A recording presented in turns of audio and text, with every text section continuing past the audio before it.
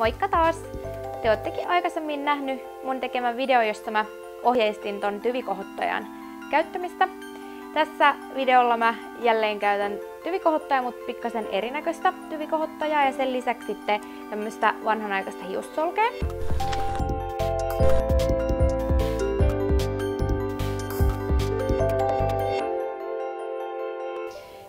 Ja aloitetaan tää kampaus sillä, että otetaan tästä hiuksen sopiva tämmönen hiuskaistale. Noin. Ja kammataan sitä vähän noin, niin saadaan siihen semmoista vähän sileyttä noin. Sitten mä tupeeraan täältä takaa sitä, että saadaan siihen sitten vähän semmoista pitoa, kun lisätään sitten toi itse tyvikohottaja siihen. Noin. Tässä vaiheessa mä lisään siihen vähän hiuslakkaa, niin saadaan siihen vähän semmoista pitoa enemmän. Noin. Sitten mulla on toi tuote tossa ja sitten mä vien sen tohon ihan tyveen kiinni ja lasken sitten tän hiuskaistaleen siihen päälle noin. Mä laitan myös tässä vaiheessa vähän lakkaa, niin saadaan siihen pitoa lisää.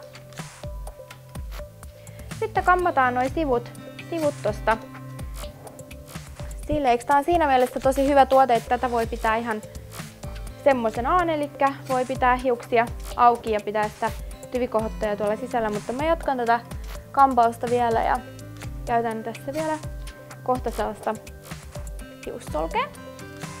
Noin. Ja sitten mä otan tästä tän tuotteen, eli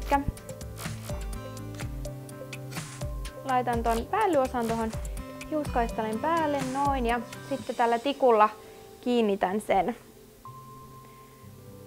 Niin saadaan se kampaus kiinnitettyä. Noin. Sitten mä otan vielä kamman, kun tässä on vähän tätä otsatukkaa vielä, niin sitä saa pikkasen muotoiltua sitten tupeeraamalla ja kiinnittämällä sitä vähän kiinni. Noin. Sitten tuohon kannattaa vielä hiuslakkaa lisäillä tuohon päälle, niin pysyy kampaus sitten vauhdissa mukana. Noin, sitten tulikin jo valmista.